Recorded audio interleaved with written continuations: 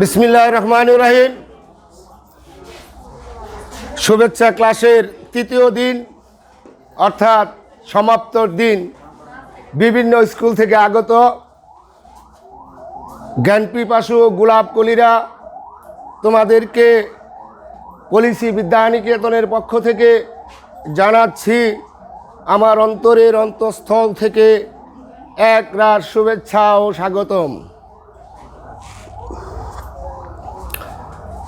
আমি প্রথমত তোমাকে চাই, আমি দ্বিতীয়ত তোমাকে চাই, আমি তৃতীয়ত তোমাকে চাই এবং আমি শেষ মুহূর্তে তোমাকে চাই। সে কে বলো তো? সে কে? সে হচ্ছে আমাদের ওই কাঙ্ক্ষিত সার্টিফিকেট। সেই কাঙ্ক্ষিত সার্টিফিকেট আমাদের চাওয়া একটাই, সেটা কি? ওই কাঙ্ক্ষিত সার্টিফিকেট যেখানে লেখা থাকবে গোল্ডেন। কি লেখা থাকবে? গোল্ডেন লেখা থাকবে। আমি যখন অনার্সের রেজাল্ট নিয়ে ময়মনসিংহ থেকে আসি, আমার স্পষ্ট খেয়াল আছে অনার্সের রেজাল্ট হয়েছে আমার ময়মনসিংহ আনন্দমন যাইতে হবে। তখন তো ইন্টারনেটের যুগ ছিল না, ঘরে বসে দেখার মতো সুযোগ ছিল না। রেজাল্ট শিট কলেজে পাঠাই দেওয়া হয়। আমি অফিসে গেছি, একবারে মনে করো 8টার দিকে গেছি, বাসে চড়ে গেছি। যাইতে বলা কি চিন্তা, টেনশন, যদি ফেল করি টেনশন না। আনন্দমনে গেছি, অফিসে গেছি, কেরানিরে বলছি, কেরানি মার্কশিট দিছে। রোল নম্বর অনুসারে আমি খুঁজা আমার রোল বাই করছি, হায়ার সেকেন্ড ডিভিশন পেয়েছি। তখন মনটা কিছু ফিরে আইল। তখন যখন আমি গাড়ি দিয়ে আসি কুষ্টার দিয়া, সিট নাই, দাঁড়াই রয়েছি তোমার গেটে, বুঝছো কত যে আনন্দ, কত যে ফুর্তি যে আমি পাস করছি অনার্সে। অনেক পুলান ফেল গেছিল তখন। তাহলে তোমার এই যে পরিশ্রম, এই যে কষ্ট, এই যে রাত জাগা, সব ভুলে যাওয়া যেদিন তোমার হাতে কি আসবে? গোল্ডেনটা আসবে। কিচ্ছু মনে থাকবে না। দেখবা সেদিন কত আনন্দ লাগে। আর সেই আনন্দ পেতে হলে কিছু দিতে হবে, নাকি গো? কিছু না দিলে কিছু পাওয়া যাবে না। বাস্তব তুমি দেখো বলা, তোমার যে কলটা নষ্ট, হ্যাঁ, পানি উঠে না, সব ঠিক আছে, খালি পানি উঠে না। আরেকটু পানি যদি দেও, পরে আবার কি উঠে? পানি উঠে। কতটুকু দিছ? এইটুকু পাইতেছ। পানি কতটুকু? মিলিয়ন বিলিয়ন টন পানি পাইতেছ। তাহলে দিছ কিন্তু সামান্য, পাইতেছ কি? মিলিয়ন বিলিয়ন টন পানি পাইতেছ। তাহলে ওইটুক যদি তুমি না দিতা, এই পানি ফুটে পাইতা? সেজন্য বলছি যে কিছু দিতে হবে, তারপরে শান পাওয়া যাবে। আর তুমি কি দিবা? শ্রম দিবা, কষ্ট দিবা, রাত জাগবা। ওই সার্টিফিকেটটা যেদিন তোমার হাতে আসবে, সব ভুলিয়া যাবা পিছনের। হ্যাঁ, আর এই জন্যই আমাদের দরকার প্রতিভা। আর বলো তো দেখি, এই প্রতিভা এটা কি জন্মগত না এটা সাধনালব্ধ? এটা সাধনালব্ধ। কেউ মায়ের পেট থেকে জ্ঞান নিয়ে জন্মে না, জন্মে। সুতরাং এটা জন্মগত না। প্রতিভা কারো জন্মগত না, প্রতিভা হচ্ছে সাধনালব্ধ। যদি এই কথা সত্য হয়, তাহলে তুমি নিশ্চিত তোমাকে সাধনা করতে হবে। হ্যাঁ, আর সাধনা করতে হলে শ্রম দিতে হবে, কষ্ট দিতে হবে, রাত জাগতে হবে, হবে না? রাত জাগতে হবে। আমাদের সেই রাশিয়ার একজন বিজ্ঞানী, কোন দেশের বিজ্ঞানী? রাশিয়ার বিজ্ঞানী, নোবেল বিজয়ী বিজ্ঞানী, ছোটোখাটো বিজ্ঞানী না, নোবেল বিজয়ী বিজ্ঞানী। নোবেল বিজয়ী বিজ্ঞানী, নাম হচ্ছে লিউ টলস্টয়, রাশিয়ার লিউ টলস্টয় নোবেল পাইছিল। এই বিজ্ঞানীকে আমেরিকার একটা সমাবেশে, যে সমাবেশে যুবকরা বসেছিল, বিরাট এক সমাবেশ, সেখানে একত্রিত হয়েছে যুবকরা, যুবকের সমাবেশ 13 থেকে 18, 17 এই বয়সী, মধ্যবয়সী যুবকরা সব একত্র হয়েছে। কে আসছে? লিউ টলস্টয়, নোবেল বিজয়ী একজন বিজ্ঞানী। তাকে বলা হয়েছিল, সভাপতি তাকে অনুরোধ করছে বিজ্ঞানীকে, যে আপনি এই যুবক সমাজের জন্য কিছু বলেন। আপনার সামনে যারা যুবকরা দাঁড়িয়ে আছে, বসে আছে, এদের উদ্দেশ্যে আপনি কিছু বলেন। তখন সেই নোবেল বিজয়ী রাশিয়া বিজ্ঞানী লিউ টলস্টয় বলেন, আমার সামনে তোমরা যারা আছো যুবক, যারা মধ্যবয়সী, যাদের রক্ত তাজা, তাদের উদ্দেশ্যে আমি 3টি কথা বলবো। কয়টা কথা বলবো? 3টি কথা বলবো, তারপরে আমার বক্তব্য শেষ। যুবক তোমরা যারা আছো, মনোযোগ দিয়ে শুনবা। আমার 3টি কথা, মানে 3টি উপদেশ। 1 নম্বর উপদেশ, তোমরা পড়ো। আমার 2 নম্বর উপদেশ, তোমরা পড়ো। আমার 3 নম্বর উপদেশ এবং শেষ উপদেশ, তোমরা আরও পড়ো। তার বক্তব্য শেষ। চিন্তা করো কত গুরুত্বপূর্ণ এই পড়া। আর এই পড়া কথাটাই সর্বপ্রথম হযরত মুহাম্মদ সাল্লাল্লাহু আলাইহি ওয়াসাল্লামের কি ইকরা বিসমি রাব্বিকা, সর্বপ্রথমই বলা হয়েছিল তাকে, পড়ো তোমার প্রভুর নামে। হযরত মুহাম্মদ সাল্লাল্লাহু আলাইহি ওয়াসাল্লাম কেউ পড়তে হয়েছে, আর তুমি আমি আমাদেরকে আরও পড়তে হবে। হ্যাঁ, আল্লাহ ইচ্ছা করলে হযরত মুহাম্মদ সাল্লাল্লাহু আলাইহি ওয়াসাল্লামকে অটোমেটিক জ্ঞান দেওয়া পারতো না, তার পড়ুন লাগতো না। জ্ঞান দেওয়া কি স্যার সমস্ত মগজ ভরপুর করে ফেলতো না, কিন্তু আল্লাহ দিছে না। আল্লাহ কিছু তুমি পড়ো, কষ্ট করো, শিখো। আমাদেরকেও পড়তে হবে। এর সে বড় উপদেশ আর দুনিয়াত নাই। তোমাকে পড়তে হবেই, নিশ্চিত। ইংল্যান্ডের বিজ্ঞানী, নাম হচ্ছে তোমার, ইনিও নোবেল বিজয়ী বিজ্ঞানী, নাম হচ্ছে তোমার স্টিফেন হকিং। স্টিফেন হকিং একজন বিজ্ঞানী ছিলেন, ইংল্যান্ডের বিজ্ঞানী। সে ছিল পঙ্গু। কি ছিল? পঙ্গু ছিল। তার একটা রোগ হয়েছিল। এই রোগের কারণে তার এই পাশটা অবশ হয়ে যায় এবং পা পর্যন্ত অবশ হয়ে যায়, এবং এক সময় তার কথা বলা বন্ধ হয়ে যায়।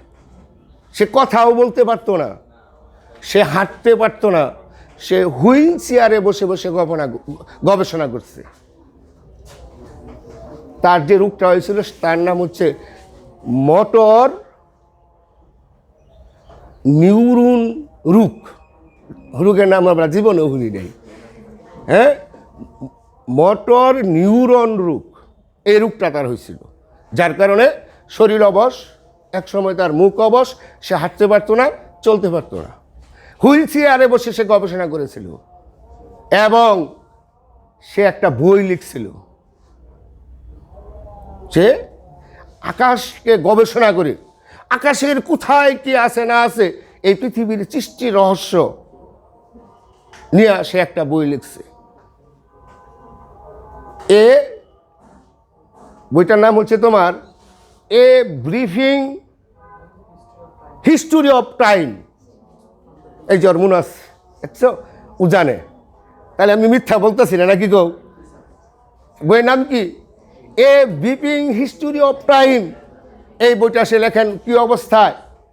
পঙ্গু অবস্থায়। কথা বলতে পারতো না সে অবস্থায়, হাঁটতে পারতো না সে অবস্থায়, হুইল চেয়ারে বসে থাকতো সে অবস্থায়, তাহলে লেখলো কেমনে? অবশ লেখলো কেমনে? অর্থাৎ সে কয়ে দিছে, আরেকজনে লিখছে। সে বলতো, আরেকজনে লিখতো, কিন্তু তার সহকারী ছিল না। সে কি করতো? কম্পিউটার ব্যবহার করছে। হাত দিয়া টোকা দিত, পাও দিয়া টোকা দিত, এইভাবে সে লিখতো কম্পিউটারের মধ্যে। সব গবেষণা সে ওই কম্পিউটারে করত। তার এই বইটা সেই সময়ে পৃথিবীর শ্রেষ্ঠ বই ছিল এবং সবচেয়ে বেশি সেল হয়েছে। দেখছ, একজন কি পঙ্গু, একজন পঙ্গু বিজ্ঞানী, হাঁটতে পারতো না, কথা বলতে পারতো না, হ্যাঁ, সেই ব্যক্তি গবেষণা করে একটা বই লিখছে। সেই বই শ্রেষ্ঠ বই এবং পৃথিবীর সবচেয়ে বিক্রি হয়েছে। কত লক্ষ জানো? 30 লক্ষ বই তার বিক্রি হয়েছে। 30 লক্ষ বই, সবচেয়ে বেশি সেল হয়েছে তার এই বই। তাহলে সে যদি একজন পঙ্গু হয়ে করতে পারে, আমি তুমি তো পঙ্গু না নাকি? আমাদের 2টি হাত, 2টি পা, চোখ, স্বাস্থ্য সব সচল আছে, সব সচল আছে না? তাই আমরা কেন পারবো না?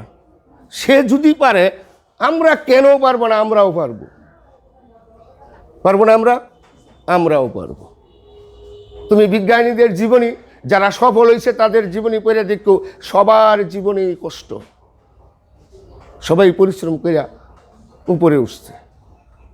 তাই আমি তোমাদেরকে বলবো, এই প্রতিভার জন্য কষ্ট করতে হবে তোমাদের। আর কিভাবে কষ্ট করবা?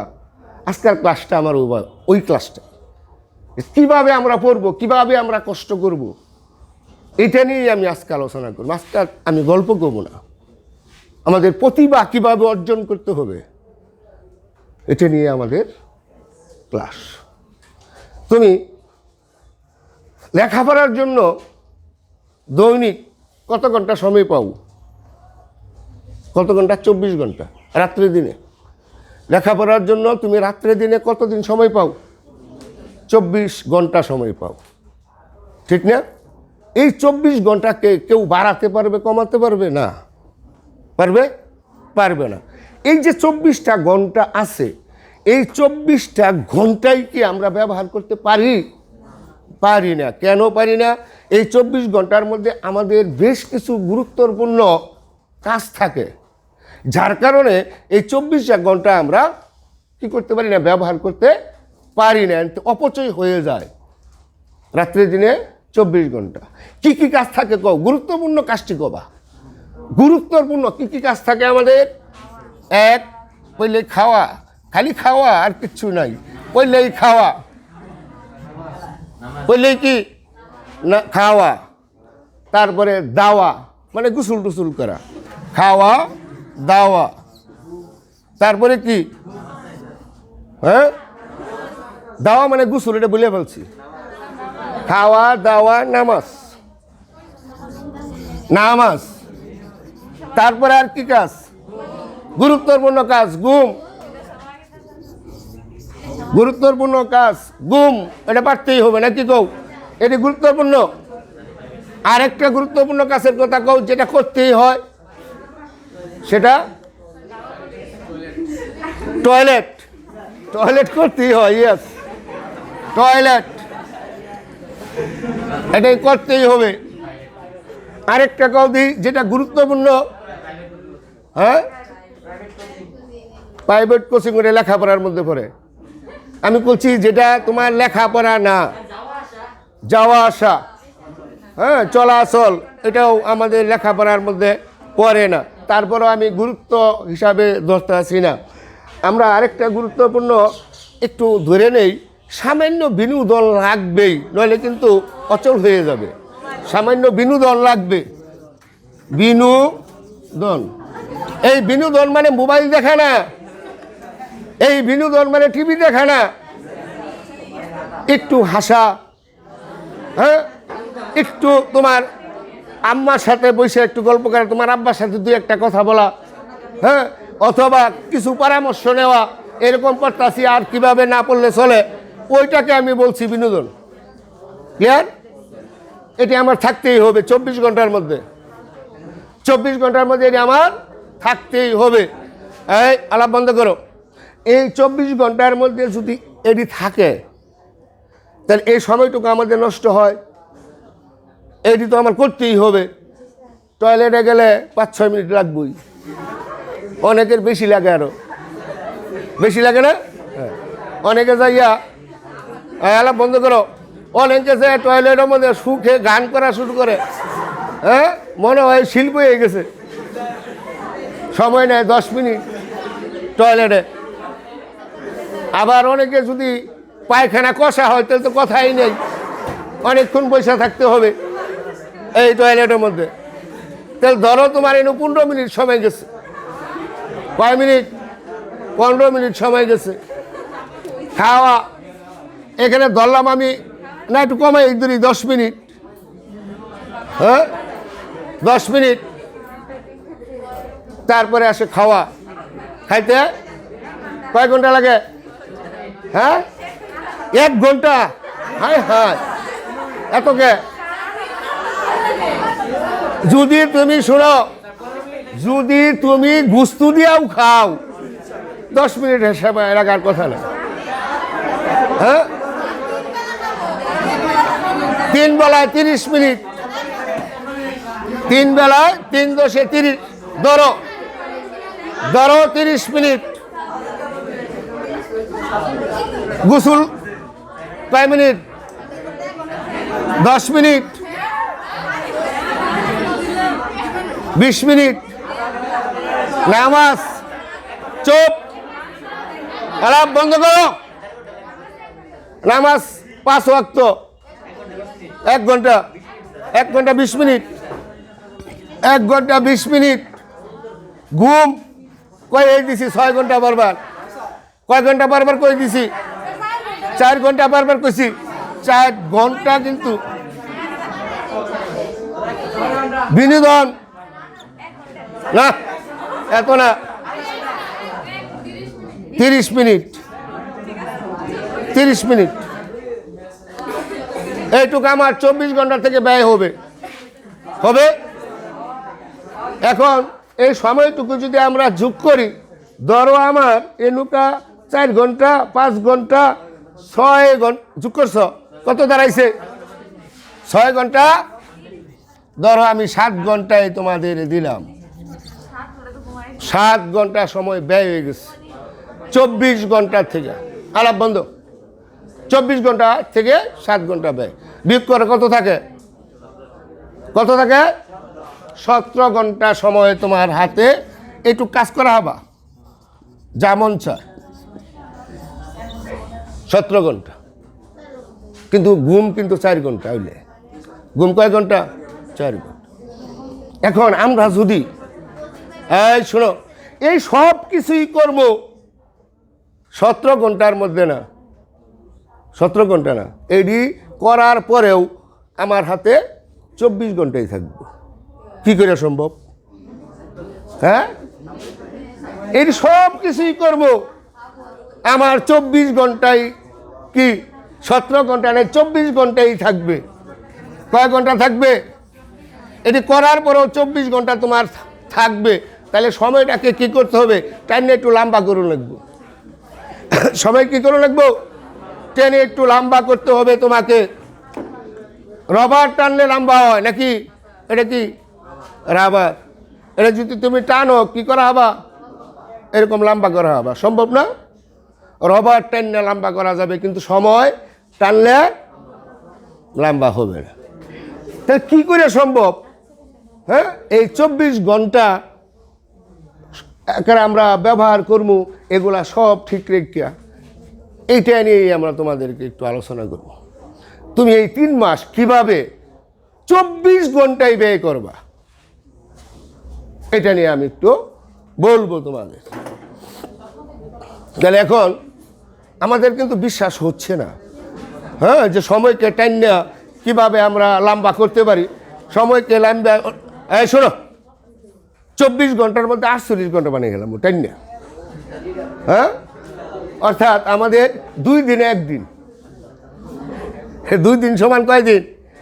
2 দিন সমান 1 আলাপ করবে না, মনোযোগ সহকারে শুনবা। আমরা সময় বাড়াবো কেমনে আমাদের পক্ষে সম্ভব।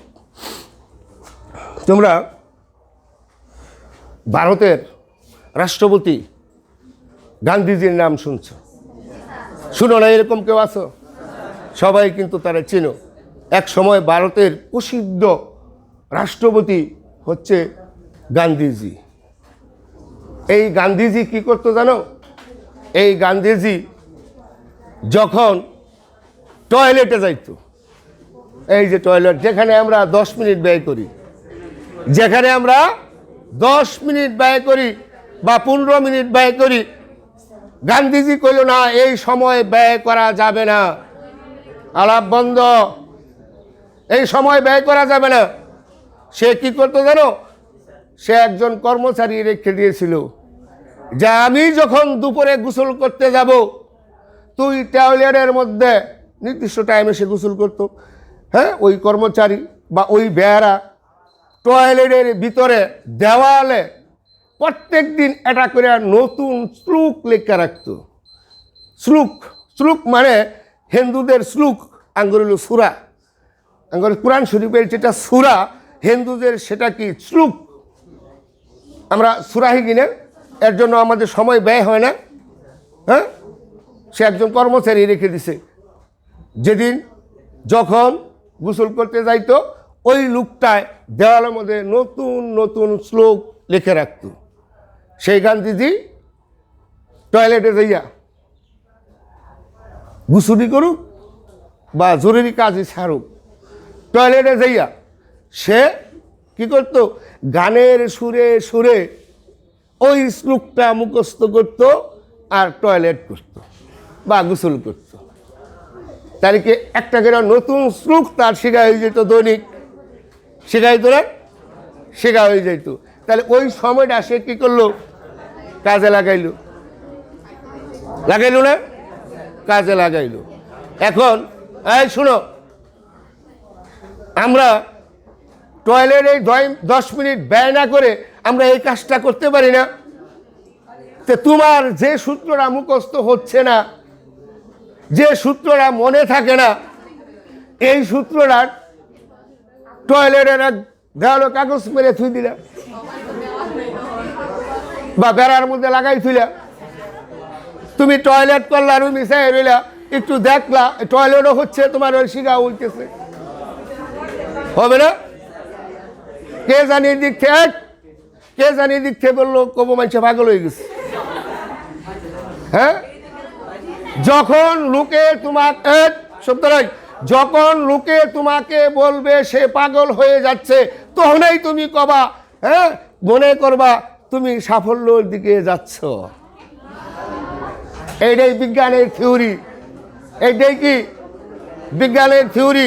যখন তোমাকে কেউ বলবে সে পাগল, পাগল হয়ে যাইতেছে, তখনই তুমি মনে মনে কবা আমি বোধহয় সাফল্যের দিকে যাচ্ছি, এই জন্যই আমাকে পাগল বলছে। হ্যাঁ, বস্তু বাসা নির্মূজিত হওয়া, এটা কার সূত্র? আর্কিমিডিসের সূত্র।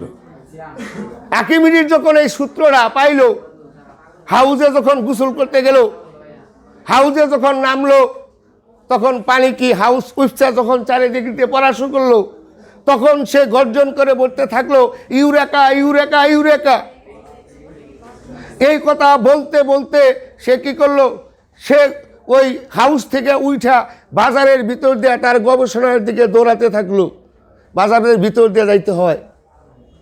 তখন বাজারের লোকেরা দেখে ওই যে আর্কিমিডিস যে গোসল করতে নামছিল, অমনে তো উচ্চাই দৌড় মারছে, উলঙ্গ অবস্থা, খেল নাই তার।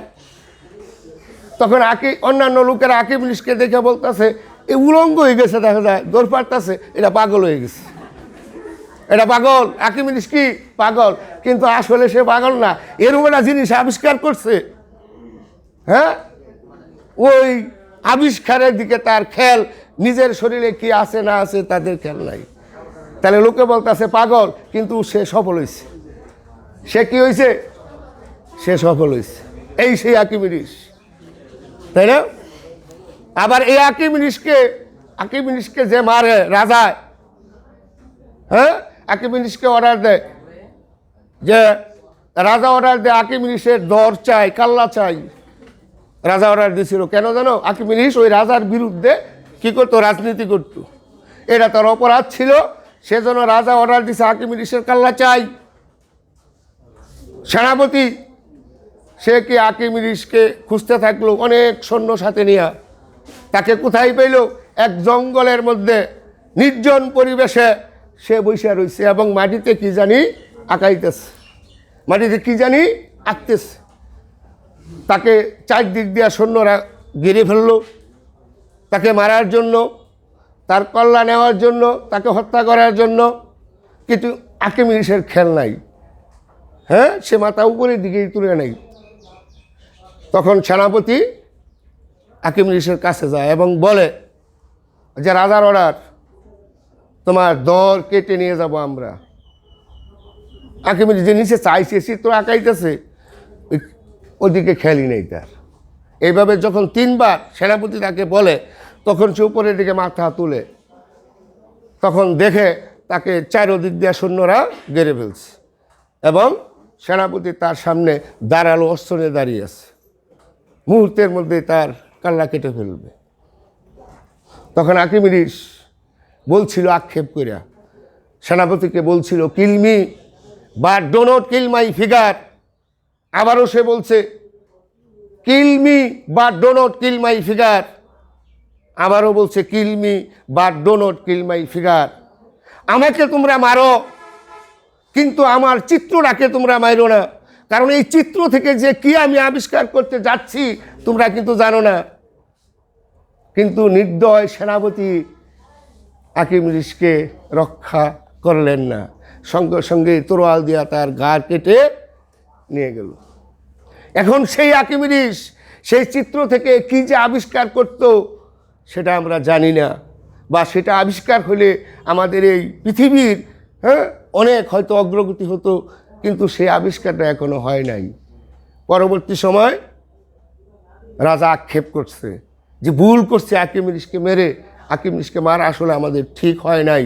কিন্তু তখন এই ভুল স্বীকার করলে তো লাভ নাই, আর্কিমিডিসকে আর ফিরে পাওয়া যাবে না। সে আর্কিমিডিসে বলছিল গুরুত্বপূর্ণ একটি কথা, কত সুন্দর একটি কথা, আর্কিমিডিসের কথা, জ্ঞান অর্জনের জন্য কোনো রাজকীয় পথ নাই। জ্ঞান অর্জনের জন্য কোনো রাজকীয় পথ নাই। রাজার ছেলের জন্য যে পথ, গরিবের ছেলের জন্য সেই পথ। হ্যাঁ, তুমি অনেক ধনী, তোমারও কাঠের বেঞ্চে বহাইছি, ও গরিব, ও কাঠের বেঞ্চেই দিছে। তুমি অনেক ধনী, রাজার ছেলে তোমার জন্য যে প্রশ্ন, একটা গরিব ছেলে তার জন্য একই প্রশ্ন। কি জন্য বলছিল জানো? এই জন্য বলছিল ওই আর্কিমিডিসকে রাজা ডেকে নিয়েছিল এবং রাজা একটু মূর্খ ছিল, তার একটু কষ্ট মনের মধ্যে।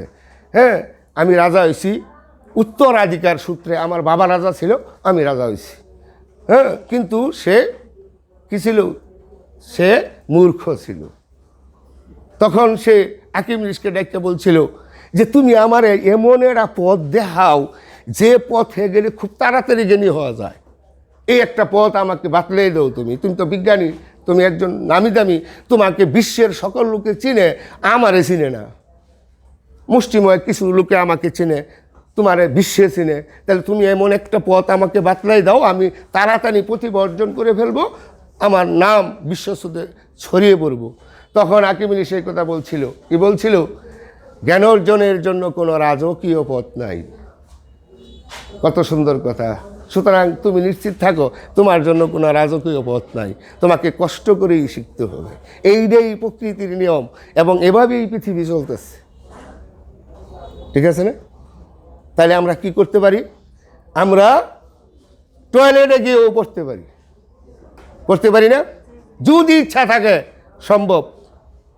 আরেকজন ব্যক্তির নাম কমু, সময় কিন্তু আমরা 10 মিনিট লম্বা করি আছে ট্রেন নিয়ে। যে সময়টা আমরা ব্যয় করতাম এখন কিন্তু এটা ব্যয় হচ্ছে না, কিন্তু ইচ্ছা থাকতে হবে। ক্লিয়ার? পরে আসো। এখন এই কাজটা তুমি কিভাবে করবা? হ্যাঁ, তো এইটা করবার গেলেই তো মানুষ পাগল করবো। মানুষে করবো না, নিজের পরিবার থেকেই করবো, পাগল হয়ে গেছে। তুমি যদি আজকে যে তোমার আম্মারে কো আম্মা আমি তো পড়তাছি, তোমার আম্মা যদি একটু শিক্ষিত থাকে, অথবা তোমার আম্মা শিক্ষিত না, তোমার ভাই একটা শিক্ষিত, তারা যদি কো আমি এই সূত্রটা পাই না, তুই এটা লেখা কাগজ দেল তোর এটা লাগাই থুয়া গা, আমি এই সুযোগে পড়তে থাকি, তখনই তোমার ভাইয়ে কব, তোমার মায়ে কব এইটা পাগল হয়ে হাসছে, এটা পাগল হয়ে গেছে, এইটা শেষ। কি কারণে? তুমি যে সাফল্যর দিকে যাচ্ছ, ওরা মনে করছে তুমি পাগল হয়ে গেছো। বুঝছো বিষয়টা? এইটাই নিয়ম। তুমি করো, তোমার আম্মা যদি সত্যিকার অর্থে বুঝাতা, তাহলে সেই কাজটা করে দিব, একটা সূত্র লেখা টয়লেটে লাগাই থুয়াবো, তোমার আম্মা কবো যে ছেলেরা আমার টয়লেটে বই হিকবো, এটা টয়লেটে বইয়া হিকবো, সে লাগাই দিব, কিন্তু লাগাই দিব না, তোমার কিন্তু কাজটা করুন লাগলো না, করে দিল কেনা তোমার আম্মা অথবা আব্বা করে দিল কাজটা, কিন্তু তোমার ইচ্ছা থাকা লাগবো। মাইসে জামলে তা কোক গা, সেটা আমার বিষয় না, আমার জীবন আমাকে করতে হবে। মাইসে কইতে বেলা প্রচুর পায়, তোমার জীবন ঘুরিয়া দেবার বেলা আজ্ঞাবো না, আজ্ঞাবো কোনোদিন আজ্ঞাবো না। মাইসে কী কইলেও সেটা দেখার বিষয় না, নিজের জীবন নিজে করব। তারপরে আসো আমরা আরেকজন ব্যক্তির কথা বলবো, সে কীভাবে সময়কে টেনে টেনে লম্বা করছে। আরেকজন ব্যক্তি, ভারতের গান্ধীজি গেল, এখন আসো আরেকটা রাষ্ট্র, যে রাষ্ট্র আমাদের কি এই পৃথিবীর মধ্যে শ্রেষ্ঠ রাষ্ট্র, মার্কিন যুক্তরাষ্ট্র। মার্কিন যুক্তরাষ্ট্রের প্রেসিডেন্ট, মার্কিন যুক্তরাষ্ট্রের প্রেসিডেন্ট, সে কি করতো জানো?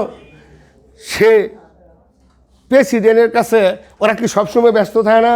ওদের কি এত আজের সময় আছে নাকি? এই এক লোক আইতেছে, ও যাইতেছে, আরেক লোক আইতেছে, এই লোক যাই আসছে না, আরেকজন এই বই দিছে গল্প করার জন্য, কথা বলার জন্য, তাহলে সে সময়টা পায় কই? রাত্রে 10টা 12টা পর্যন্ত লোক তার কাছে আসতেই থাকে, অমুক ফাইল সই করো, অমুক জায়গায় যাওয়ান লাগবো। রাষ্ট্রপতি তো বিরাট বড় রাষ্ট্র, রাষ্ট্রপ্রধান, তার তো ঘুমানির সময়ই নাই, কিন্তু তার খুব ইচ্ছা ছিল বই পড়ার। হ্যাঁ, নইলে জানবো কী করিয়া, রাষ্ট্র চালাবো কী করিয়া? তখন সে করতো কি জানো? ওই যেখানে বসে আসে বিভিন্ন লোকের সাথে কথা বলতো, সাইডে একটা টেবিল রেখে ওটার মধ্যে বই খুললা ছুঁয়ে দিত। একটা লোক আইসে, আলাপ শেষ গেছে গা, আরেকটা লোক আসতে যে সময় লাগতো, ওই সময়ের মধ্যে সে বইটা দেখতো, একটু দেখতো, দেখে আবার ছুঁয়ে দিত, ওই লোক আসতো, আবার আলাপ করতো, আবার এই লোক গেছে গা, আরেকটা লোক আসতে একটু সময় নিত, এই সুযোগে সে একটু বই পড়তো। চিন্তা করছো তারা সময়কে কিভাবে ব্যবহার করছে? নামটা হচ্ছে রুজ বেল্ট। আমেরিকার সেই রাষ্ট্রপতির নাম হচ্ছে রুজ বেল্ট, আমেরিকার না যুক্তরাষ্ট্রের। এই কাজটা করতো। ইচ্ছা থাকলে অনেক দিক দিয়ে আমরা সময়কে টেন্ডা লম্বা করতে পারি, ইচ্ছা থাকতে হবে। এবং এটা এই 90 দিন তোমাদেরকে করতে হবে। কিভাবে আমরা সময় ব্যবহার করবো 90 দিন, এটা কিন্তু আমি বাতলাই দিতেছি তোমাদের। এগুলো করবা, জেল খাটবো আমরা, যেহেতু হ্যাঁ কাজ করবই, কাজ ছাড়া আমাদের কোনো ই নাই, আর কোনো সুযোগই নাই। আসো আরেকজন লোকের কথা বলবো, এমন সব লোকের কথা কমু যেগুলো তোমরা আগেই নাম জানো, তারা এই কাজগুলা করতো। নেপোলিয়ান নাম শুনছ? প্রসিদ্ধ। হিংসা লাগে। কেন হিংসা লাগে জানো? এই নেপোলিয়ানকে তোমরা চিনে ফেলছো। হ্যাঁ, শুধু তোমরা না, যে কোনো জায়গায় যাও, একটা ছাত্র ইউজ করো, নেপোলিয়ানকে চিনে, আর আমারে কেউ চিনে না। হিংসা লাগে না? তোমার হিংসা লাগে? হিংসা লাগে। চেষ্টা বাজারের সব মানুষ তোমারে চিনে? হ্যাঁ, চিনে না। চিনলে তো মারামারি বাঁচত না, মারামারি বাঁচত। তোমার চেষ্টা বাজারের মানুষে চিনে না, আর ওই বেড়ারে বিশ্বে চিনে। হিংসা লাগারই তো কথা। যে তোমারে বিশ্বে চিনুক, এটা তুমি চাও না? চেষ্টা বাজারের মানুষ তো চিনবই। মুক্তাগাছা উপজেলার মানুষে শুধু চিনবে না, শুধু ঢাকা চিনবে না, শুধু বাংলাদেশ চিনবে না, আমেরিকা, চীন, জাপান সবাই আমাকে চিনবে। এটা আমরা চাই না? হ্যাঁ, দেখছ, আমাকে সবাই চিনুক, এটা আমরা চাই। আর তার জন্য কি দরকার? পরিশ্রম করতে হবে। আরেকজন ব্যক্তির নাম বলবো, নেপোলিয়ান। তো নেপোলিয়ানের নাম বলছি শুধু, সে কিভাবে সময়কে টান্ডা নাম্বা করতো দেখো। নেপোলিয়ান সে কি বলছে, একটা সুন্দর একটা কথা বলছে, যার কাছে 5,000 বই নাই সেই ব্যক্তি মৃত। নেপোলিয়ানের কথা। আমি তোমরা তাহলে কি ডবল, 3 ডবল 5 ডবল মৃত। হ্যাঁ, কার কাছে 5,000 বই আছে? নাই। ঊর্ধ্বে 100 বই, না ঊর্ধ্বে 100 বই। আর সে কি বলছে, যে ব্যক্তির কাছে 5,000 বই নাই সেই ব্যক্তি মৃত। হ্যাঁ, এই কথা তার মূল্যবান একটি কথা। সে সব সময় সাথে ভ্রাম্যমান লাইব্রেরি লইয়া ঘুরত, যে নুই যাইতো তার সাথে ভ্রাম্যমান লাইব্রেরি থাকতো, লাইব্রেরি লইয়া সে ঘুরতো সাথে সাথে। চিন্তা করছো? এবং সে দেখা গেছে যুদ্ধক্ষেত্রে যুদ্ধ করতেছে আর বই পড়তেছে, অথবা একটা সৈনিককে উপদেশ দিতেছে, এই ফাঁকে বই পড়তেছে। সে তো ছিল কি বীর, যুদ্ধও করত। বানাই কইতেছি, তোমরাও পড়বা বইয়ের মধ্যে, বা অনেকেই পড়ছো। সে ভ্রাম্যমান লাইব্রেরি নিয়ে ঘুরত, যুদ্ধক্ষেত্রেও সে বই পড়ত। এই সেই নেপোলিয়ান। নেপোলিয়ানের আরেকটা মূল্যবান কথা আছে, বলবো? হ্যাঁ, সে কি বলছে? নেপোলিয়ান বলছে, আমাকে একটি শিক্ষিত মা দাও, আমি একটি শিক্ষিত জাতি উপহার দেব। আমাকে একটি শিক্ষিত মা দাও, আমি একটি শিক্ষিত জাতি উপহার দেব। কার কথা? নেপোলিয়ানের কথা। হ্যাঁ, এরাই মত। তাহলে দেখো, যুদ্ধে যেও পড়া যায়। হ্যাঁ, সাথে লাইব্রেরি লয়ে ঘুরত। 5,000 বই না থাকলে বলে মৃত। তাহলে তুমি কি জীবিত হবার ছাড়া মরেই থাকবার চাও? এখন হয়তো নাই, হ্যাঁ, মরার আগের দিন হইলেও তুমি বই কিনতে কিনতে 5,000 একদিন করবা। জীবিত হইয়া পরে মরো, মরা থেকে মরো না, মরা থেকে মরো না, জীবিত হবা পরে মরে যাও, আপত্তি নেই। ক্লিয়ার? এখন আসো আরেকজন ব্যক্তির কথা কই, আলাপ বন্ধ। যাকে সৃষ্টি না হইলে পৃথিবী সৃষ্টি হইতো না। বুঝতে পারছো? কেরা কেরা? হযরত মুহাম্মদ সাল্লাল্লাহু আলাইহি সাল্লাম। যদি 5 জন মহান ব্যক্তির কথা স্মরণ করা হয়, 1 নম্বরে হযরত মুহাম্মদ সাল্লাল্লাহু আলাইহি সাল্লাম। 5 জন মহান ব্যক্তির কথা স্মরণ করবা, 1 নম্বরে হযরত মুহাম্মদ সাল্লাল্লাহু আলাইহি সাল্লাম। 2 জন মহান ব্যক্তির কথা স্মরণ করবা, 1 নম্বরে হযরত মুহাম্মদ সাল্লাল্লাহু আলাইহি সাল্লাম। 1 জন মহান ব্যক্তির কথাও স্মরণ করলে হযরত মুহাম্মদ সাল্লাল্লাহু আলাইহি সাল্লাম পৃথিবীতে। হ্যাঁ, সে কি করছে জানো? আমি তো আগেই বলছি তোমারে, আল্লাহ যদি ওরে দিবার হইতো, হ্যাঁ, কষ্ট ছাড়া দিবার হইতো না, দেবার হইতো। এই হযরত মুহাম্মদ সাল্লাল্লাহু আলাইহি সাল্লাম যুদ্ধ করতেছে, এই যুদ্ধক্ষেত্রে তার উপর কোরআন নাজিল হয়েছে এবং বলতেছে, ফেরেশতা বলতেছে যে নিয়ে আসতো, ওহী নিয়ে আসতো, তার নাম কি? জিবরাইল সাল্লাল্লাহু আলাইহি সাল্লাম বলতেছে, তোমার উপর ওহী নাজিল হয়েছে, তুমি এটা শুনো, যুদ্ধ করো, সাথে সাথে আত্মস্থও করো। আল্লাহর আদেশ, যুদ্ধ করার সাথে সাথে তোমাকে আত্মস্থ করতে হবে। এই মুহূর্তে যুদ্ধ চলছে, ওইটা সে আবার শুনতেও আছে এবং ওইটা সে মুখস্থও করতেছে। তখনই মানে কইছি না কোরআন শরীফের কথা, যুদ্ধক্ষেত্রেও জ্ঞান অর্জন করছে। হ্যাঁ, কারা? যারা সৃষ্টি না হলে পৃথিবী সৃষ্টি হইতো না, ওই ব্যক্তি। আর তুমি আমি এই ডুসিডু কারা? আমরা কেউ হই না। তাহলে তোমাকে কিরম পরিশ্রম করতে হবে? অধিক পরিশ্রম করতে হবে তোমাকে। হ্যাঁ, এই সেই কি হযরত মুহাম্মদ সাল্লাল্লাহু আলাইহি সাল্লাম। তারপরে আমি আরেকজন ব্যক্তির কথা কই, এরা সব সময় সময়কে কাজে লাগাইতো। কি করতো? সব সময় সময়কে কাজে লাগাইতো। আরেকজন ব্যক্তির কথা কই, সব চিনো, বলে আমি যারা কইতেছি সবাই তাদের নাম জানো, কিন্তু তারা যে কি করতো, কি কইরা যে এত বড় লোক হয়েছে ওইটা জানো না, খালি নাম জানো। খালি নাম জানলে হবে না, ওরা কি কইরা এত উপরে উঠলো সেইটা আগে জানো। হ্যাঁ, সোহরাওয়ার্দী নাম শুনছ? সরোয়ার্দী। এই সরোয়ার্দীর কাহিনী শুনো। সরোয়ার্দী সে কি করতো জানো? এই সরোয়ার্দী তার কুষ্ঠকাঠিন্য ছিল, কুষ্ঠকাঠিন্য ছিল। টয়লেটে গেলে তার 1 ঘন্টা লাগতো। কুষ্ঠকাঠিন্য কিন্তু টয়লেটে সময় নেই বেশি, একটা রোগ এটা, যার হবে টয়লেটে তার সময় নিবে বেশি। এই সরোয়ার্দী সে চিন্তা করলো টয়লেটে যেয়ে যদি আমার 1 ঘন্টা করে ব্যয় হয়, আমি যদি দৈনিক 2 বার টয়লেটে যাই তাহলে 2 ঘন্টা ব্যয় হচ্ছে। হ্যাঁ, 3 বার গেলে আমার দৈনিক 3 ঘন্টা ব্যয় হচ্ছে। তাহলে আমার জীবনে টয়লেটে অনেক সময় যাবো, আমার অনেক সময় নষ্ট হবো, এই সময়টা নষ্ট করা যাবে না। সে কি করতো, যখন তার টয়লেটে ঢুকতো তখন সে একটা পেপার লইয়া টয়লেটে যেত গা। সে টয়লেট করতো আর পেপার পড়তো, টয়লেট করতো আর পেপার পড়তো। অর্থাৎ সে সকালে যে 1-2 ঘন্টা মানুষ পেপার পড়তো, হ্যাঁ, এই কাজটা সে সমাপ্ত করে ফেলতো টয়লেট করার সাথে সাথে। তাহলে গোসলখানার যেয়াও, টয়লেটে যেয়াও, যুদ্ধে যেয়াও, হ্যাঁ, সব জায়গাতে কিন্তু পড়া যায় না? সব জায়গাতেই জ্ঞান অর্জন করা সম্ভব। তাহলে আমার এই 7 ঘন্টা কেন ব্যয় হবো? 7 ঘন্টা কেন ব্যয় হবে? এই যে প্রশ্ন করছে ঘুমাইয়া আবার জ্ঞান অর্জন করে কেমনে? হ্যাঁ, এই তাহলে তো 4 ঘন্টাও ব্যয় হয়ে গেল, ঠিক না?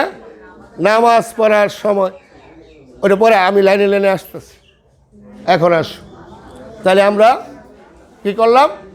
আমরা সরোয়ার্দীর কথা শুনলাম, সে টয়লেটে জ্ঞান অর্জন করছে, বই 1-1.5 ঘন্টা যাই লাগুক করছে। আরেকজন মহান ব্যক্তি শেখ সাদী, নাম শুনছ? শেখ সাদী একজন কবিও ছিলেন, দার্শনিক ছিলেন। এই শেখ সাদীর কথা শোনো। এই শেখ সাদী একটা নাতে রাসূল লিখছে, নাতে রাসূল, রাসূলের গুণ গান গাইয়া একটা কবিতা লিখছে, ওটার নাম হলো নাতে রাসূল। আলাপ বন্ধ করো। নাতে রাসূল লিখছে। নাতে রাসূলটা হচ্ছে বালাগালুলা বেকামালহি কাশাভারদুজা বেজামালহি হাসানাত জামিও খেজালহি। কয় লাইন হইল? 3 লাইন। এই 3 লাইন লিখছে। আবার কই, বালাগালুলা বেকামালহি হাসানাত জামিও খেজালহি, না মাঝখানে একটা বাদ করলো, বালাগালুলা বেকামালহি, হ্যাঁ, হাসানাত জামিও খেজালহি, তাই না? তারপরেরটা কি? তোমার কারো মুখস্থ আছে তোমাদের? সল্লে না, 3 লাইন লিখছে, 3 লাইন। প্রথম কয় লাইন? 3 লাইন লিখছে। যাই হোক, শুনো কয় লাইন লিখছে? এই যে 3 লাইন। খুব সুন্দর হয়েছে, মিলও সুন্দর হয়েছে। হ্যাঁ, লেখার পরে 4 নম্বর লাইনটা লেখুন লাগবো না, এইটা সে আর মিলার পাইতেছে না জায়গা। 3-4 মাস জায়গা ওই লাইন বানাবারই পায় না। প্রত্যেক দিন রাত্রে বহে ওই লাইনটাও এই 3টা লাইনের মতো শ্রুতিমধুর করে আমি লিখবো, কিন্তু ওই লাইনটা সে মিল করতেই পারে না। গেছে 3-4 মাস সে মিল করতে পারে না। এটা তার কষ্ট, এটা তার মনের মধ্যে একটা দুঃখ। হ্যাঁ, আমি কবিতাটা শেষ করে এলাম না, এই লাইনটা ওই 3টা লাইনের মতো যেন শ্রুতিমধুর হয়। আমি যখন এই কথাটা শুনি, আমি একটা ইসলামিক বইয়ে পড়া যখন আমি এই কথাটা শুনি, আমি বিশ্বাস যাব মানে আমি আধা ঘন্টা আমি তবদা মেরে বইয়ে আসছিলাম, কি শুনলাম, কি লিখছে বইয়ের মধ্যে। হ্যাঁ, 3টা লাইন লেখার পরে 4র্থ লাইন সে মুডেই মিল করা হয় না। হঠাৎ একদিন স্বপ্নের মধ্যে স্বয়ং হযরত মুহাম্মদ সাল্লাল্লাহু আলাইহি সাল্লাম স্বপ্নে তাকে বলতাছে, এই 4র্থ লাইন এটাও তুমি লেখ, সাল্লে আলাইহি ওয়া আলিহি।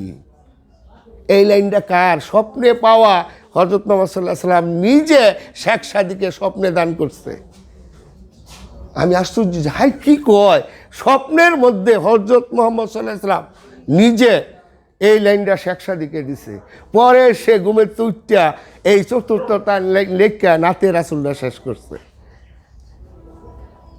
সল্লে আলাইহি ওয়ালিহি, এটা কার লাইন? এটা শেখ সাদির স্বপ্নে পাওয়া লাইন। তাহলে স্বপ্নেও জ্ঞান অর্জন করা যায়, স্বপ্নেও জ্ঞান অর্জন হয়। আমাদের এরকম হাদিসে আছে, তুমি যদি শোয়ার সময় কিছু সূরা বা উজু টুজু করে শুতো, যতক্ষণ ঘুমাই থাকবা ততক্ষণ সোয়াব হয়। আছে কেন ভালো জানো? আছে। তাহলে শুইয়া থাকলে যদি সোয়াব হয়, এর শেয়ার সহজ কি? হ্যাঁ, ঘুমাবাও সোয়াব বাবা, আবার ঘুমাবাও জ্ঞান অর্জনও করবা, এইটাও সম্ভব। ওই কইছে ঘুমাইয়া কেমনে জ্ঞান অর্জন করে? হ্যাঁ, শেখ সাদি নিজে প্রমাণ। শুধু শেখ সাদি না, বিশ্বের বিভিন্ন বিজ্ঞানী অনেক তথ্যই স্বপ্নের মধ্যে পাইছে।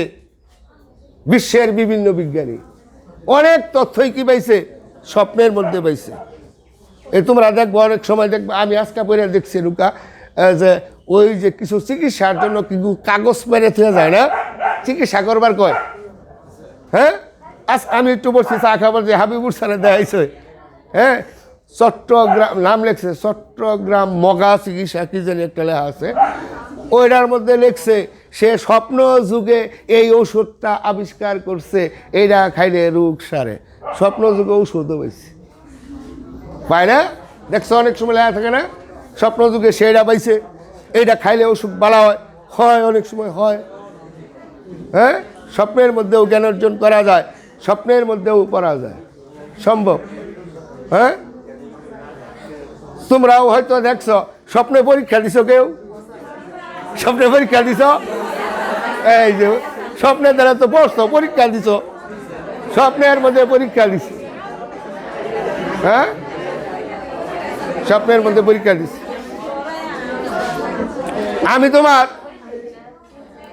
আমি একটা পরীক্ষা দিছিলাম স্বপ্নের মধ্যে। হায় হায়, প্রশ্নটা কঠিন, এত কঠিন প্রশ্ন আমি লেখবারই পারি না। ওইটা যে স্বপ্ন, আমি যদি জানতাম ওই পরীক্ষা আমি দিতাম না, এত কঠিন প্রশ্ন ছিল ওইটা। হ্যাঁ, আসলে স্বপ্নের প্রশ্ন কঠিনই হয়। স্বপ্নের প্রশ্ন কি হয়? স্বপ্নের প্রশ্ন অনেক কঠিন হয়। এই পরীক্ষা যদি পাস করাও, তাইলে কি, তাইলে তোমার এই এই জীবনের পরীক্ষা সহজ, সহজ না? তাহলে আমাদের এই শেখ সাদি, সে কি করছিল? ওই শেষ লাইন, নাতে রাসূলের শেষ লাইন আমি আবার একটু কোয়ার চেষ্টা করি। বালাগাল উলা বেকামালিহি হাসানাত জামিউ খাজালিহি সাল্লে আলাইহি আলিহি, এক লাইন বাদ করছে। কাশাফাল তুজা বেজামালিহি হাসানাত জামিউ খাজালিহি, এইটা লেখা থাকে। স্কুলে যখন বিদায় অনুষ্ঠান করে, তোমাকে দাওয়াত দেয় কার্ডের মধ্যে, হালকাতার কার্ডের মধ্যে এই কথাটা লেখা থাকে। অথবা যখন দেখবা কোনো মিলাদ শরীফ হইতেছে, হুজুরে পড়লে এই কথাটা কই লয়, এই দরুদটা পড়ে লয়, এটা দরুদ হিসাবে, নাতে রাসূল হিসাবে পড়ে লয়। কিন্তু এইটা আমরা অনেক পড়ছি, কিন্তু কীভাবে যে দুনিয়ায় তাইলো ওইটা আমরা জানি না। কথানি তবদায় বইয়েছিলাম, হায় হায় কী কয়! এই কবিতার শেষ লাইন হযরত মুহাম্মদ সাল্লাল্লাহু আলাইহি ওয়াসাল্লাম নিজের মুখের কথা,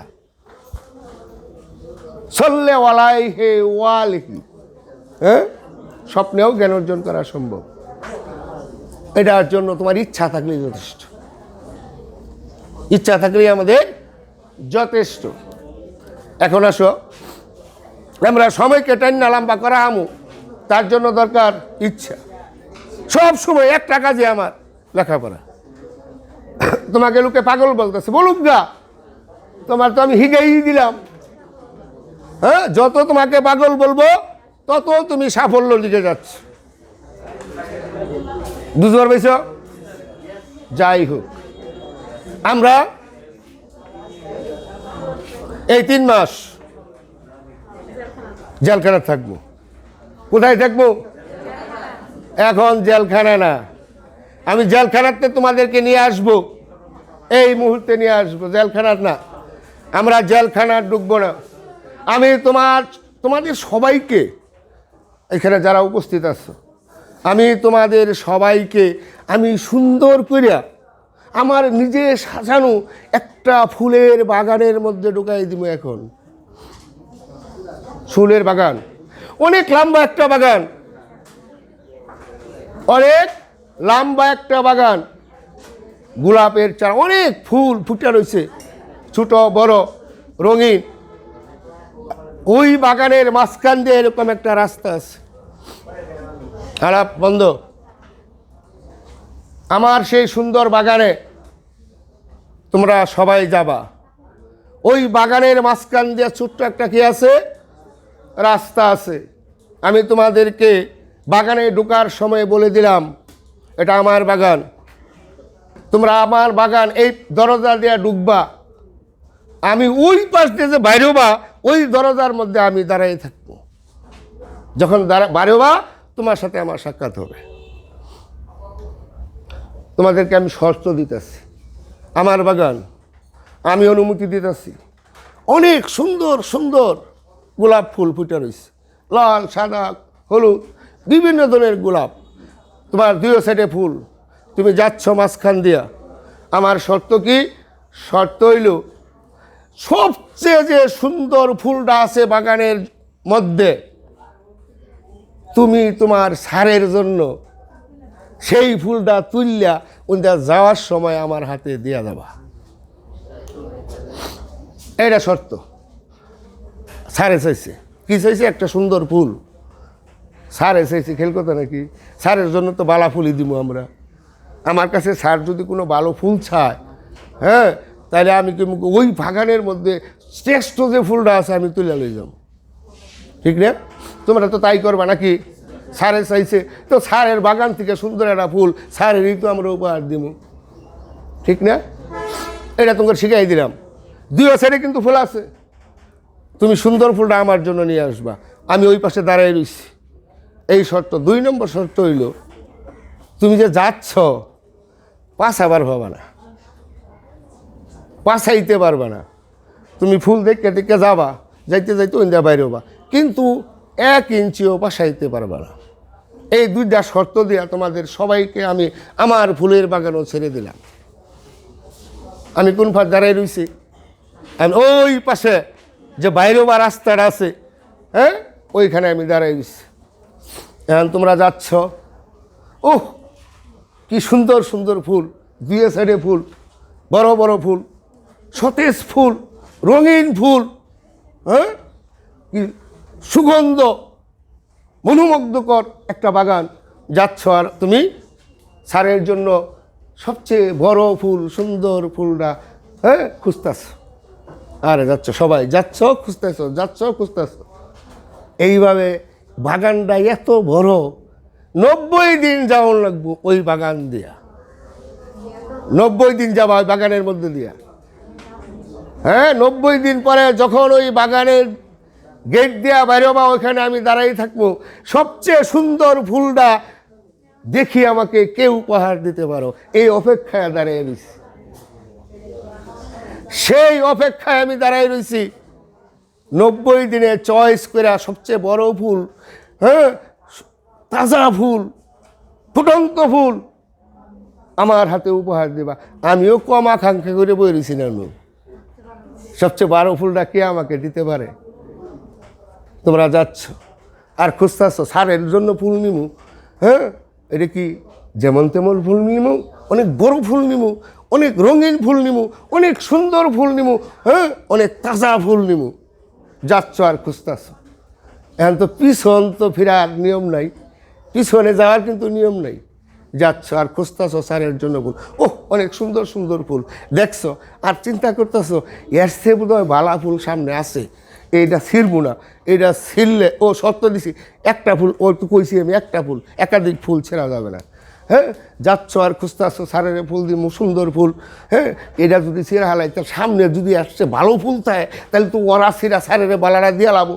আমি আগেই ছিঁড়বো না, আমি আগেই ছিঁড়বো না। সামনে ভালো ফুল দেখা যায়, আরও সুন্দর ফুল দেখা যায়। আগাচ্ছ, যাচ্ছ, যাচ্ছ, যাচ্ছ, যাচ্ছ, হ্যাঁ, পিছন ফেরার নিয়ম নেই। আর সুন্দর ফুলটা সারের জন্য খুঁজতেছ। গেতে গেতে 90 দিনের মধ্যে 89 দিনই গেছো। এখন তোমার একটা দিন আছে, স্যারের জন্য ফুল কিন্তু নিতেই হবে। তুমি খাইলে হাতে যদি যাও, স্যারের জন্য কোনো ফুল না নেও, তাহলে স্যার কি একটু বিরক্ত হবে না? হ্যাঁ, একটা ফুল হলে তো স্যারের দেওয়া উচিত ছিল। এখন তুমি লাস্টের দিন, এদিকে কিন্তু ফুল আর তুমি নেও নাই, আকাঙ্ক্ষা তোমার এসছে বড় ফুল আমি সামনে পামো, এ আশায় আগায়ে গেছো। এখন একদিন আছে তুমি যাইতেছ, এখন তো আগের মতো আর ফুল পাওয়া যায় না। আগের চেয়ে ছোটো ফুল, মরা ফুল, গন্ধ করে না, হ্যাঁ, পাপড়ি কি নষ্ট। এখন তো সুন্দর ফুল আর আগের মতো পাওয়া যাচ্ছে না। কিন্তু পিছন ফেরার তো আর সময় নাই। কিন্তু স্যারের তো একটা ফুল দিউন লাগবো। হ্যাঁ, এখন লাস্টের দিন যাইয়া যা আছে সামনে মরা পচা, হ্যাঁ, যাই আছে একটা ফুল ছিঁড়ছ তুমি স্যারের লেগিয়া, কিন্তু তোমার মন মতো হইছে না, ছিঁড়ু তো নিয়ে লাগবে একটা ফুল। আমি কিন্তু ভাই দাঁড়াই রয়েছি, তোমার কিন্তু এটা মনে আছে স্যারের একটা বালা ফুল চাইছে আমার কাছে, একটা ভালা ফুল স্যারের দেওয়া উচিত। কিন্তু তুমি যেটা তুলছ এটা তো সতেজ না। পাপড়ি কি, পাপড়ি ফুটে নাই, ফুটছে নষ্ট, বড় না, টকটক করে না, ওইটাই শীর্ষ। কী করবার নাই, পাশে আছে যাওন যাব না। যাওয়ার সময় আমি এখানে দাঁড়াই রয়েছি, তোমরা আমাকে ফুলগুলা দিবা, ঠিক আছে? ওই ফুলটা যেদিন দিবা সেদিনও আমি এনে দাঁড়াই থাকবো। সেই দিন হচ্ছে তোমাদের সংবর্ধনা অনুষ্ঠান। সেদিন কি, সেদিন হচ্ছে তোমাদের সংবর্ধনা অনুষ্ঠান। সেই ফুলটা আসলে কি জানো, সেই ফুলটা হলো ওই সার্টিফিকেটটা। সেই ফুলটা কি, সেই ফুলটা হচ্ছে সেই সার্টিফিকেটটা, যার জন্য এখানে আমি দাঁড়াই থাকবো। তোমরা সবাই আমার এই পলিসি বিদ্যানিকেতনের ফুল বাগানে বসে থাকবা। আমি দেখতে চাই সেদিন কে সবচেয়ে সুন্দর ফুল, মানে সবচেয়ে বড় সার্টিফিকেটটা আমাকে দিতে পারো। ওই অপেক্ষায় থাকবো 3টা মাস তোমাদের জন্য। কোন দিন? সেই সংবর্ধনা অনুষ্ঠান। আমি এই গল্পটা এবার যারা পরীক্ষা দিছে তাদেরও শুভেচ্ছা ক্লাসে বলেছিলাম। তাই আমি অতি সত্বর এই মাসেই আমি একটা সংবর্ধনা অনুষ্ঠানের ব্যবস্থা করছি। তোমরাও থাকবা, ওরাও থাকবো। আমি দেখব সেদিন, হ্যাঁ, আমার সেই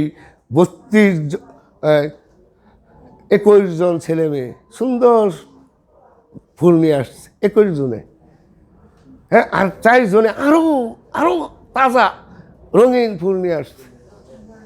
সেদিন তোমরা দেখবা 4 জনে আসছে 4টা গোল্ডেন, 4টা সবচেয়ে সুন্দর ফুল, আর 21 জনে আনছে কি, এরাও ফুল আনছে কিন্তু একটু একটু কম। এখন আমি ওই দিনের কথা কেন কইলাম, আর শেষ দিক দিয়া কেন বালা ফুলগুলা ছিল না কেন কইলাম? এই যে 90 দিন, 1 দিন 2 দিন চলে যাব, প্রথম দিন থেকেই যদি তুমি চেষ্টা না করো, না পড়ো, হ্যাঁ, 90 দিনই কিন্তু সমান। 90 দিনের প্রথম দিন থেকেই তোমাকে শুরু করতে হবে। তুমি কইলা না পরের দিন পড়বো, ওই যে পরের দিন ফুল তুলবে না, সামনে বালা ফুল আছে, পরের দিন তুলব না, আজকে একটু ঘুমাই, তারপরের দিন পড়বো, তারপরের দিন আবার ওই কথাই মনে হবো, থাকগা আজকে একটু ঘুমাই, কালকেই পড়বো না। এরম তেলে যদি 90 দিন চলে যায়, লাস্টের দিন যেয়ে কিন্তু বালা ফুল পাওয়া যাব না, বালা রেজাল্ট পাওয়া যাব না, পাওয়া যাব না। সুতরাং তোমাদেরকে প্রথম দিন থেকেই কুমরে গামছা লাগাইয়া নাইম্বা বলুন লাগবো, মনোবল বাড়াইতে হবে, লাগিয়া পড়তে হবে। হ্যাঁ, তাহলে তোমরা কি আমাকে সেই সুন্দর ফুলটা দিতে চাও? সবাই একেবারে মনের মতো ফুল কারে দিবা? আমারে দিবা। ও, সেদিন আমার বুক ভরে দেবো। হ্যাঁ, আমি কিন্তু দাঁড়াই রয়েছি, জেন্দা বাইরে বা ওই গেটে দাঁড়াই রয়েছি, অপেক্ষায় যে সুন্দর ফুলগুলো আমার হাতে আবু। হ্যাঁ, সবাই দিবা? বলো ইয়েস, ইয়েস, ইয়েস। আমি সেই ফুলটার জন্য অপেক্ষা করব এই সংবর্ধনা অনুষ্ঠানে। সেই দিনের অপেক্ষায় আমি আজকে আমার এই পলিসি বিদ্যানিকেতনের শুভেচ্ছা ক্লাস সমাপ্ত ঘোষণা করছি। সকলকেই ধন্যবাদ।